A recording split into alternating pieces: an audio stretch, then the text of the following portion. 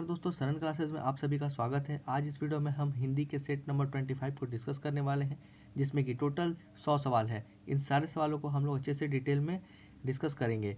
और यदि आप इस चैनल पर नए हैं और चैनल को सब्सक्राइब नहीं किया है तो चैनल को सब्सक्राइब कर दें और बेल आइकन को प्रेस कर दें, ताकि आपको नए नए आने वाले वीडियोज़ की नोटिफिकेशन और एग्जाम से रिलेटेड इन्फॉर्मेशन आपको मिल सके। आज का पहला सवाल है, जैसे कि आपको यहाँ देख रहे हैं, बताना है निम्न शब्दों में विलोम शब्द बताना है। तो पहला सवाल है आस्तिक, इसका अपोजिट क्या होगा? तो इसका अपोजिट हो जाएगा नास्तिक। आंसर है ऑप्शन बी, आस्तिक का उल्टा होता है नास्तिक। नेक्स्ट है काल, काल का विलोम शब्द क्या हो जाएगा? तो ये हो जाएगा अकाल। आंसर है ऑप्शन सी अकाल। नेक्स्ट क्वेश्चन देख लेते हैं। नेक्स्ट है आहार शब्द का विलोम कौन सा होगा?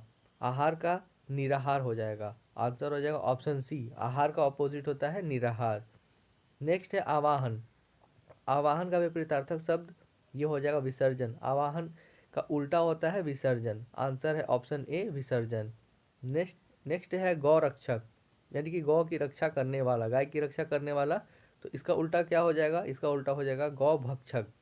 आंसर है ऑप्शन बी गौ भक्षक। नेक्स्ट है तीक्ष्ण, तीक्ष्ण का उल्टा इनमें से कौन सा होगा?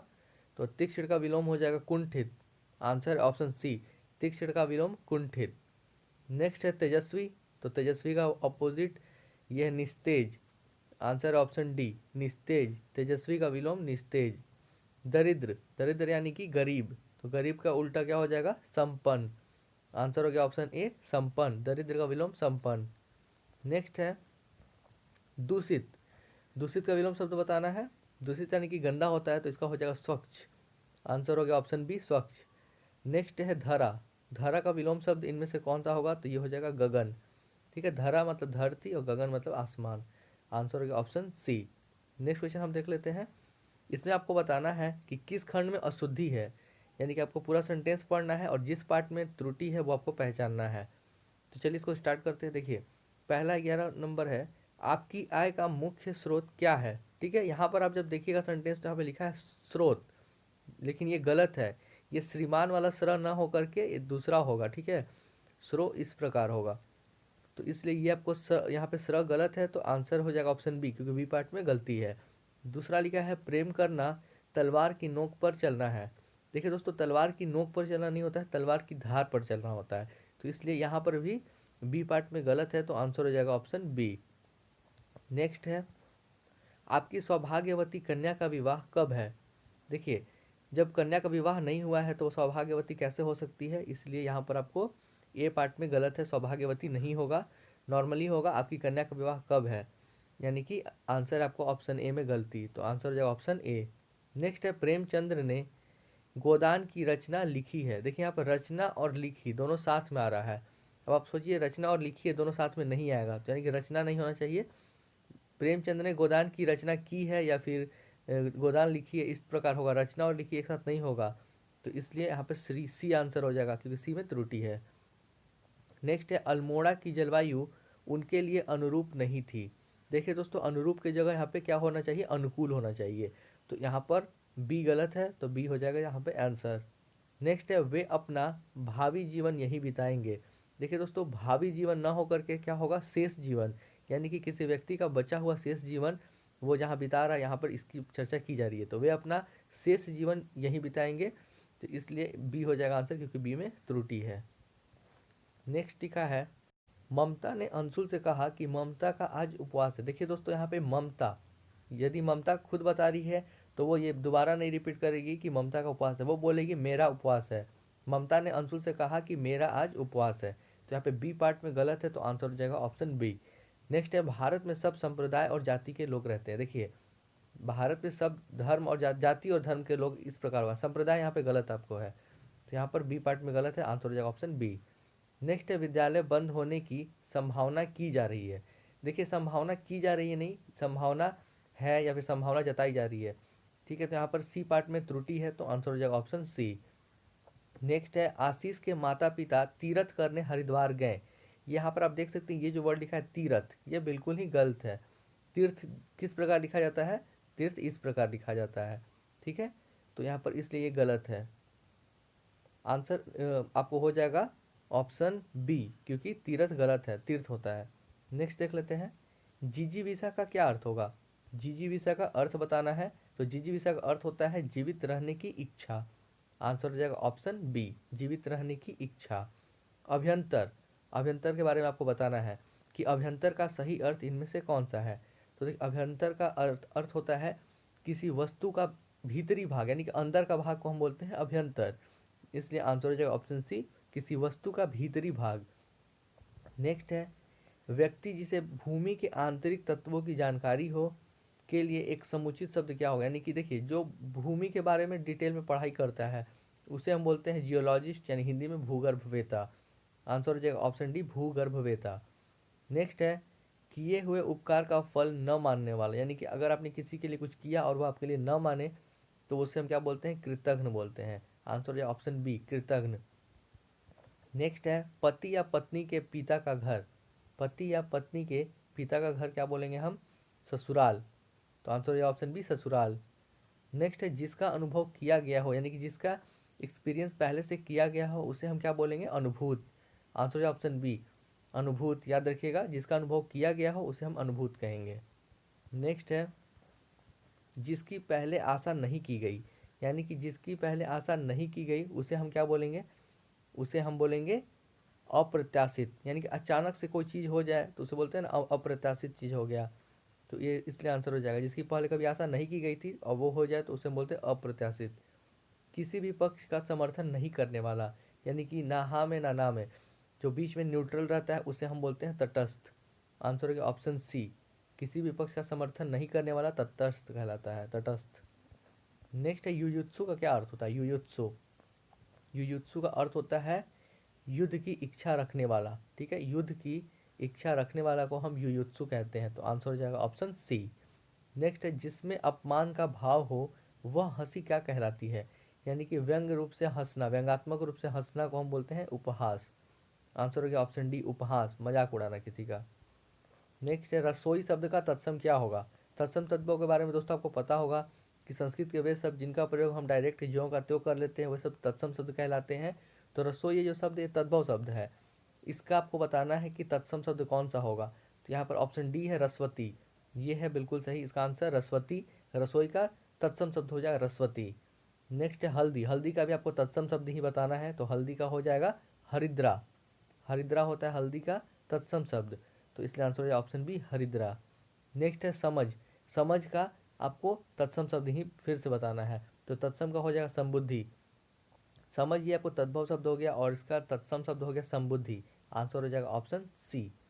नेक्स्ट है, सांकल का तत्सम शब्द इनमें से कौन सा है। सांकल, सांकल का देखिए तत्सम शब्द आपको बताना है, सांकल भी तद्भव शब्द ही है, तो इसका आपको हो जाएगा आंसर ऑप्शन डी, श्रृंखला। सांकल यानी कि श्रृंखला, श्रृंखला हो गया तत्सम शब्द और सांकल हो गया तद्भव शब्द। नेक्स्ट है, अस्थि। अस्थि का आपको तद्भव बताना है, यानी कि ये जो वर्ड है अस्थि, ये आपको तत्सम शब्द हो गया। अब इसका तद्भव शब्द इनमें से कौन सा है, तो ये आपको हड्डी, हड्डी बोलते हैं हम, और उसे हम संस्कृत में अस्थि बोलते हैं, तो इसलिए आंसर हो जाएगा ऑप्शन ए, हड्डी। कौन सा शब्द तत्सम नहीं है। अब चार ऑप्शन दिया है, आपको बताना इनमें से पहचानना है कि कौन सा शब्द जो है इसमें से तत्सम नहीं है, यानी कि वो जो शब्द होगा वो आपको तद्भव हो जाएगा। तो देखिए, घृत, अतीन, दुग्ध, आंसू।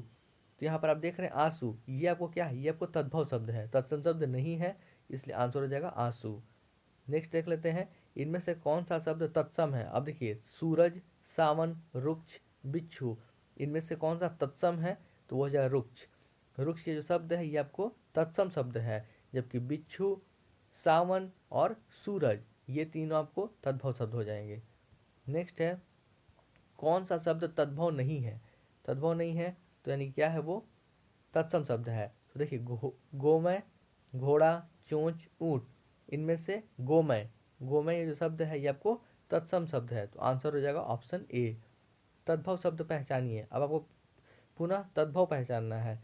तो तद्भव इनमें से कौन सा है, तीखा, क्योंकि अभी हमने पढ़ा कि गोमय तत्सम शब्द है, गोमय तत्सम शब्द है, हरिद्रा भी हल्दी का तत्सम शब्द है, पर्यक भी तत्सम शब्द है, लेकिन यहाँ पर तीखा ये जो शब्द है ये आपको तद्भव है, तो आंसर हो जाएगा ऑप्शन डी, तीखा। इनमें से कौन सा शब्द तद्भव है। देखिए, दंत ये क्या है, तत्सम शब्द है, दांत का हो जाएगा दंत, तत्सम। मृत्यु भी तत्सम है, मत्स्य भी तत्सम है, लेकिन कंधा ये जो शब्द है तद्भव शब्द है, तो आंसर हो जाएगा ऑप्शन डी, कंधा। नेक्स्ट है प्रयोग की दृष्टि से क्रिया विशेषण के कितने भेद, मतलब क्रिया विशेषण कौन सा इनमें से भेद नहीं है। तो क्रिया विशेषण आपने पढ़ा होगा, तो प्रयोग की दृष्टि से क्रिया विशेषण के 3 भेद होते हैं। कौन कौन से होते हैं याद रखिए, साधारण क्रिया विशेषण, संयोजक क्रिया विशेषण, अनुबंध क्रिया विशेषण। ठीक है, ये तीनों आपको क्रिया विशेषण होते हैं और परिमाणवाचक क्रिया विशेषण नहीं होता है। तो इसलिए यहाँ पे पूछ रहा है कौन सा नहीं है, तो आंसर हो जाएगा ऑप्शन डी, परिमाणवाचक क्रिया विशेषण। नेक्स्ट है रूप की दृष्टि से निम्न में कौन क्रिया विशेषण का भेद नहीं है। क्रिया विशेषण का भेद रूप की दृष्टि से कौन सा नहीं है, तो वो है आपको साधारण क्रिया विशेषण का भेद नहीं है। याद रखिएगा ऑप्शन डी सही है, साधारण क्रिया विशेषण का भेद नहीं है। नेक्स्ट है धैर्य रखो, थोड़ा धैर्य रखो सब ठीक हो जाएगा। वाक्य में किस प्रकार का क्रिया विशेषण है। थोड़ा, थोड़ा आप यहाँ पे वर्ड देख रहे हैं, इससे क्या पता चल रहा है, मात्रा वगैरह का पता चल रहा है, तो इसलिए हो जाएगा परिमाणवाचक क्रिया विशेषण। आंसर हो जाएगा ऑप्शन सी, परिमाणवाचक क्रिया विशेषण। नेक्स्ट है किस वाक्य में क्रिया भूतकाल में नहीं है, यानी कि भूतकाल यानी कि पास्ट टेंस, पास्ट टेंस में किस में नहीं है। तो देखिए यहाँ पे सब में लगा है था, थी, परंतु यहाँ लगा है। तो है जो होता है वो प्रेजेंट होता है, यानी कि वर्तमान समय में हो जाएगा। तो इसलिए आंसर हो जाएगा ऑप्शन सी, वह पढ़ने वाला है, ये आपको वर्तमान में है, भूतकाल में नहीं है। ठीक है, नेक्स्ट है निम्न में से कौन सा शब्द अविकारी शब्द नहीं है। तो देखिए दोस्तों, सबसे पहले समझ लीजिए कि अविकारी शब्द होता क्या है। वैसे शब्द जिनका कोई भी रूप परिवर्तन नहीं किया जा सकता उन्हें हम अविकारी शब्द कहते हैं। तो जब यहाँ पे आप ऑप्शन देखिएगा, यहाँ, इधर, उधर, ये तीनों अविकारी शब्द हो गए क्योंकि इनमें परिवर्तन नहीं किया जा सकता है। जबकि हाथी, इसमें परिवर्तन किया जा सकता है, तो ये हो जाएगा ऑप्शन ए आंसर हो जाएगा यहाँ पे, क्योंकि अविकारी शब्द पूछा नहीं है, तो वो है आपको हाथी, वो अविकारी शब्द नहीं है। नेक्स्ट है इनमें से इसमें कौन सा तत्कालिक वर्तमान काल का उदाहरण है। तत्कालिक वर्तमान काल का उदाहरण बताना है, तो वह आपको वह जा रहा है, वो तत्कालिक वर्तमान काल का बारे में बताया जा रहा है कि वह जा रहा है, तो आंसर हो जाएगा ऑप्शन सी। नेक्स्ट है मोहन उठकर बाहर जाओ, फूल ले आओ। देखिए मोहन उठकर बाहर जाओ, फूल ले आओ, यहाँ पर ये जो शब्द है बाहर, ये किस प्रकार का शब्द है। तो देखिए ये आपको क्रिया विशेषण है। देखिए मोहन उठकर बाहर जाओ, जाओ से पता चल रहा है कि क्रिया हो रही है, परंतु कहाँ जाओ, तो बाहर जाओ। तो बाहर से क्या पता चल रहा है कि विशेषता पता चल रहा है क्रिया का, कि उसको बाहर जाना है, तो इसलिए हो जाएगा क्रिया विशेषण बाहर शब्द। आंसर हो गया ऑप्शन डी। नेक्स्ट है किस वाक्य में क्रिया वर्तमान काल में है, यानी कि प्रेजेंट टेंस में इसमें किस में है। देखिए उसने फल खा लिए थे, तो यहाँ पे थे लगा हुआ है, मोहन जा रहा है, इसे है लगा है, यहाँ पे तुम कल आने वाले थे और मैं पटना जाऊंगा, ये तो लग रहा है भविष्य काल है, जाऊंगा। जबकि थे वाला जो ये जो है दोनों, ये आपको मतलब पास्ट है, भूतकाल है। और यहाँ पूछा है वर्तमान काल, तो वर्तमान काल में एक ही नजर आ रहा है आपको, मोहन जा रहा है, तो आंसर हो जाएगा ऑप्शन बी, मोहन जा रहा है, ये वर्तमान काल में है। नेक्स्ट क्वेश्चन है चिड़िया आकाश में उड़ रही है, इस वाक्य में उड़ क्रिया किस प्रकार की है। उड़ आपको बताना है किस प्रकार की क्रिया है, तो ये अकर्मक क्रिया है। चिड़िया आकाश में उड़ रही है, ये अकर्मक क्रिया है, तो आंसर हो जाएगा ऑप्शन बी। नेक्स्ट है उमा नौकर से दूध मंगवाती है, उमा नौकर से दूध मंगवाती है, इस वाक्य में कौन सी क्रिया है। तो इसमें है प्रेरणार्थक क्रिया, उमा नौकर से दूध मंगवाती है, इस वाक्य में प्रेरणार्थक क्रिया है, तो आंसर हो जाएगा ऑप्शन ए। आपको बताना है कि शांति शब्द का समानार्थी इनमें से कौन सा नहीं है। देखिए शांति का चुप्पी होता है, मौन होता है, नीरवता होता है, लेकिन आकाश ये समानार्थी शांति का नहीं है, तो आंसर हो जाएगा ऑप्शन डी, आकाश। नेक्स्ट देख लेते हैं दरवाजा शब्द का समानार्थी इनमें से कौन सा नहीं है। दरवाजा, दरवाजा का समानार्थी शब्द आपको चूज करना है कि नहीं है। तो देखिए गवाक्ष, कपाट, पट, फाटक, जब आप देखेंगे तो कपाट होता है, पट भी होता है और फाटक भी होता है, लेकिन गवाक्ष दरवाजा का समानार्थी शब्द नहीं है, आंसर हो जाएगा ऑप्शन ए। नेक्स्ट है आवर्त शब्द का सही अर्थ क्या होता है। आवर्त शब्द का सही अर्थ आपको बताना है, तो ये हो जाएगा भंवर। आवर्त का सही अर्थ हो जाएगा भंवर, तो आंसर है ऑप्शन डी। नेक्स्ट है निम्नलिखित में से किस वर्ग में सभी शब्द पर्याय नहीं है। तो देखिए ये चार चार वर्ड दिए हैं, इनमें से सभी पर्याय नहीं है, यानी कि आपको चूज करना है कि किस वर्ग में सभी शब्द पर्याय नहीं है। तो एक होगा जिसमें सभी शब्द पर्याय नहीं होंगे, तो ये देखिए अभर, सुर, कैवल्य, देव, यहाँ पर सभी समानार्थी नहीं है, तो इसलिए ये आपको आंसर हो जाएगा ऑप्शन बी। नेक्स्ट है नौकर का पर्यायवाची निम्नलिखित में से कौन सा है। नौकर का पर्यायवाची, तो ये है भृत्य, आंसर हो जाएगा ऑप्शन सी भृत्य। ये नौकर का पर्यायवाची शब्द है। नौकर, चाकर, सेवक, भृत्य ये सारे इसके पर्यायवाची शब्द होते हैं। काकू शब्द का सर्वाधिक उपयुक्त समानार्थी इनमें से कौन सा है? काकू। काकू शब्द का समानार्थी बताना है तो ये है आपको व्यंग्य। ठीक है, व्यंग्य इसको बोलते हैं काकू शब्द का समानार्थी। आंसर हो जाएगा ऑप्शन डी। मृगेंद्र का पर्यायवाची इनमें से कौन सा है? मृगेंद्र, तो मृगेंद्र का पर्यायवाची है Shardul. Answer option D, Mrigendra का पर्यायवाची शार्दुल। गाय का पर्यायवाची इनमें से कौन सा नहीं है? तो देखिए गाय यानी कि धेनु भी होता है, गौ भी होता है, सुरभि भी होता है, लेकिन मंदार गाय का पर्यायवाची नहीं है, तो इसलिए आंसर हो जाएगा ऑप्शन डी मंदार। निम्नलिखित में से किस एक विकल्प में सभी पर्यायवाची नहीं है? उसी टाइप का क्वेश्चन है, आपको चार चार वर्ड है, किसमें सारा पर्यायवाची नहीं दिया है? तो ये देखिए प्रदीप, दीपक, दिवाली, दिया, ये चारों समानार्थी नहीं है, तो इसलिए आंसर हो जाए ऑप्शन ए। मतलब कुछ समानार्थी हैं कुछ नहीं है, ऐसा है, ऐसा नहीं है कि सारे समानार्थी नहीं है, 2-3 समानार्थी हैं और एक समानार्थी नहीं है, तो इसलिए आंसर हो जाए ऑप्शन ए। नेक्स्ट है निम्नलिखित में से एक विकल्प चीज़ें जिसमें सभी शब्द पर्यायवाची हैं। अब आपको बताना इसमें सारे वर्ड जो हैं वो एक दूसरे के पर्यायवाची हैं, तो वो है आपको सी, जलाशय, सरोवर, पुष्कर, तड़ाग, ये चारों का अर्थ एक ही होता है, इसलिए आंसर हो जाए ऑप्शन सी। पद्मावत की रचना किसने की थी? पद्मावत, तो पद्मावत की रचना की थी मलिक मोहम्मद जायसी, तो आंसर है ऑप्शन डी जायसी। मलिक मोहम्मद जायसी ने पद्मावत की रचना की थी, आंसर होगा ऑप्शन डी। नेक्स्ट है जिसके बराबर कोई ना हो, यानी कि जिसके बराबर कोई ना हो उसे हम बोलते हैं अनुपम। अनुपम, अद्वितीय, ये सारे हो जाएंगे यूनिक, जिसे हम इंग्लिश में बोलते हैं, जिसके बराबर कोई ना हो, तो आंसर हो जाएगा ऑप्शन बी। नेक्स्ट है हिंदी कविता को छंदों की परिधि से मुक्त कराने वाले कौन थे? तो ये थे आपको सूर्यकांत त्रिपाठी निराला, आंसर है option D Suryakant Tripathi Nirala. Next है विद्यापति की पदावली की भाषा क्या है? विद्यापति की पदावली की भाषा इनमें से क्या है? तो वो है आपको मैथिली। याद रखिएगा विद्यापति की पदावली की भाषा है मैथिली, तो आंसर हो जाएगा ऑप्शन ए मैथिली। नेक्स्ट है कस्तूरी कुंडल बसै, ये आत्मकथा किसकी है? कस्तूरी कुंडल बसै किसकी आत्मकथा है? तो ये है आपको मैत्रेयी पुष्पा की, आंसर हो जाएगा ऑप्शन बी मैत्रेयी पुष्पा की। नेक्स्ट है अबला जीवन हाथ तुम्हारी यही कहानी, आंचल में है दूध और आंखों में पानी, ये जो है ये किस काव्य की है? ये जो पंक्तियाँ आप देख रहे हैं, ये दोनों पंक्तियाँ किस मतलब कि किस काव्य की है? तो ये है आपको यशोधरा, आंसर हो जाए ऑप्शन सी यशोधरा। ये पंक्तियाँ यशोधरा काव्य की हैं, आंसर है ऑप्शन सी यशोधरा। तोड़ती पत्थर ये कैसी कविता है? तोड़ती पत्थर ये है आपको यथार्थवादी कविता। तोड़ती पत्थर यथार्थवादी कविता है, तो आंसर हो जाएगा ऑप्शन सी। नेक्स्ट है चंद्रबरदाई किसके दरबारी कवि थे? चंद्रबरदाई ये आपने सुना होगा पृथ्वीराज रासो, जिसके रचनाकार कौन है? चंद्रबरदाई। तो ये किसके दरबार में रहते थे? तो ये पृथ्वीराज चौहान के दरबार में रहते थे, आंसर हो गया ऑप्शन डी। नेक्स्ट है वह भाई जो अन्य माता से उत्पन्न हुआ हो। देखिए जो खुद की माता से सहोदर होता है, जो दूसरे के माता से उसे अन्योदर बोलते हैं, आंसर हो जाएगा ऑप्शन सी अन्योदर।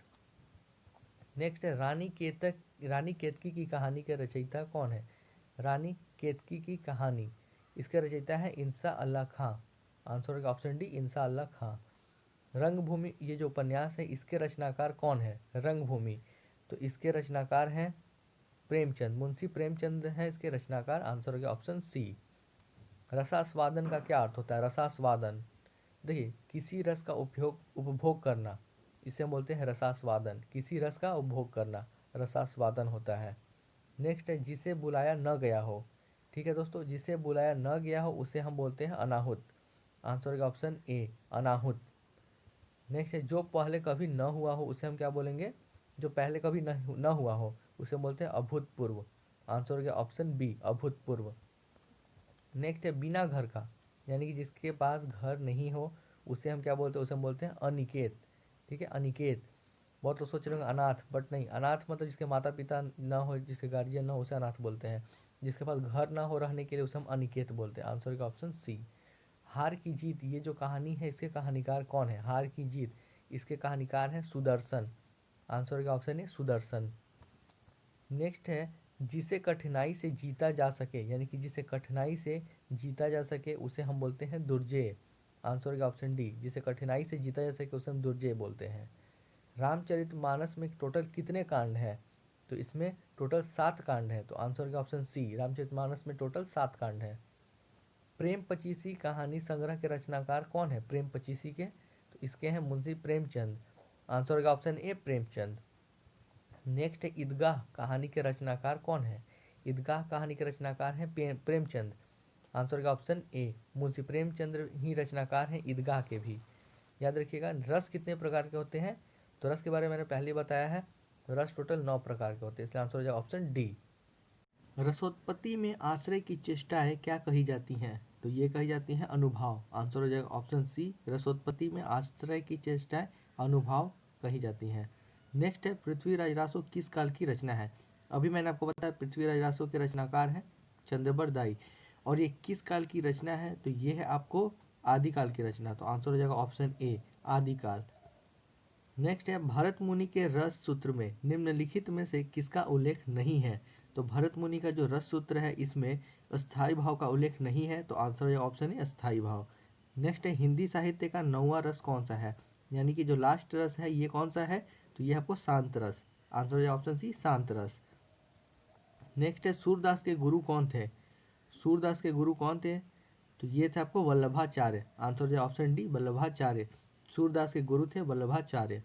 नेक्स्ट है जो गणना योग्य न हो उसे हम क्या कहते हैं? जो गणना योग्य न हो उसे हम असंख्य कहते हैं। ठीक है, तो आंसर है ऑप्शन सी। नेक्स्ट है कवि कालिदास की अभिज्ञान शकुंतलम का हिंदी अनुवाद किसने लिखा? यानी कि अभिज्ञान शकुंतलम ये किसकी रचना है? कालिदास की रचना है। इसका हिंदी में अनुवाद किसने किया? तो ये किया था राजा लक्ष्मण सिंह ने, तो आंसर हो जाएगा ऑप्शन डी, राजा लक्ष्मण सिंह। नेक्स्ट है निम्नलिखित में से कौन सा एक उपन्यास जैनेन्द्र रचित है? यानी कि जैनेन्द्र के द्वारा रचना की गई है, वो कौन सा उपन्यास है? तो ये आपको परख। आंसर है ऑप्शन बी, परख, ये जैनेन्द्र की रचना है। नेक्स्ट है जिसका भोजन दूध ही होता है उसे हम क्या कहते हैं? तो जो केवल दूध ही सेवन करता है उसे हम दुग्धाहारी कहते हैं। आंसर है ऑप्शन सी, दुग्धाहारी, दुग्धाहारी। द्विवेदी युग का नामकरण किसके नाम पर हुआ था? द्विवेदी युग का नामकरण किसके युग पर हुआ, मतलब किसके नाम पर हुआ था? तो इसका नाम ये देखिए, महावीर प्रसाद द्विवेदी, इनके नाम पर हुआ था नामकरण द्विवेदी युग का। आंसर हो जाएगा option B, Mahavir Prasad Dwivedi. Next है अस्थाई भावों की कुल संख्या कितनी है? अस्थाई भावों की कुल संख्या होती है 9। ठीक है दोस्तों, 9 होती है टोटल। रस और अस्थाई भाव दोनों 9 होते हैं। तितली किसकी रचना है? तितली ये किसकी रचना है? ये है जयशंकर प्रसाद की रचना। आंसर हो जाएगा ऑप्शन ए, जयशंकर प्रसाद। हिंदी का आदि कवि किसे माना जाता है? तो हिंदी का आदि कवि स्वयंभू को माना जाता है। आंसर हो जाएगा ऑप्शन सी, स्वयंभू।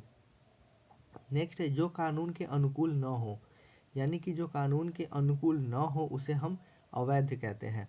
ठीक है, इलीगल बोलते हैं। आंसर हो जाएगा ऑप्शन ए, अवैध। अपभ्रंश का वाल्मीकि किसे कहा जाता है? यानी अपभ्रंश का वाल्मीकि कौन है? तो ये है आपको स्वयंभू। स्वयंभू को ही अपभ्रंश का वाल्मीकि कहा जाता है। आंसर हो गया ऑप्शन डी। जो स्त्री जो अभिनय करती हो, यानी कि जो नाटक वगैरह करती हो, वैसी स्त्री को, एक्टिंग वाली स्त्री को हम क्या बोलेंगे? उन्हें बोलते हैं अभिनेत्री। जो स्त्री अभिनय करती हो उसे हम अभिनेत्री कहेंगे। आंसर होगा ऑप्शन सी। कबीरदास की भाषा कौन सी थी? कबीरदास की भाषा कौन सी थी? तो ये थी आपको सधुकड़ी। आंसर हो जाए ऑप्शन सी, सधुकड़ी। हाथ की चतुराई, इसका क्या मतलब हुआ? हाथ की चतुराई, इसका मतलब होता है हस्त लाघव। हाथ की चतुराई मतलब कि हस्त लाघव। आंसर हो गया ऑप्शन ए। लास्ट क्वेश्चन है जिसका कोई शत्रु पैदा नहीं हुआ हो उसे हम क्या कहेंगे? देखिए दोस्तों, जिसका कोई शत्रु पैदा नहीं हुआ हो उसे हम अजात शत्रु कहते हैं। आंसर हो जाएगा ऑप्शन बी, अजात शत्रु। जिसका कोई शत्रु पैदा नहीं हुआ हो उसे हम अजात शत्रु कहते हैं। अब हम लोग देख लेते हैं कि आज का सवाल क्या है, जिसका आंसर आपको कमेंट सेक्शन में देना है। कल का सवाल जो था जिसका आंसर काफ़ी लोगों ने सही दिया था। आज का सवाल देख लेते हैं। ये है कि सर्वश्रेष्ठ रस किसे माना जाता है? सर्वश्रेष्ठ रस रौद्र रस, श्रृंगार रस, करुण रस या फिर वीर रस, इनमें से कौन सा सर्वश्रेष्ठ रस माना जाता है? इसका आंसर आपको कमेंट सेक्शन में देना है। आज के सारे सवालों को हमने इस वीडियो में कवर कर लिया है। यदि किसी को किसी प्रकार का डाउट हो तो कमेंट सेक्शन में कमेंट करके पूछ सकता है, और यदि आप लोगों को ये वीडियो पसंद आया हो तो वीडियो को लाइक करें और साथ ही साथ अपने दोस्तों में भी शेयर कर दें। तब तक के लिए bye and thank you for watching this video.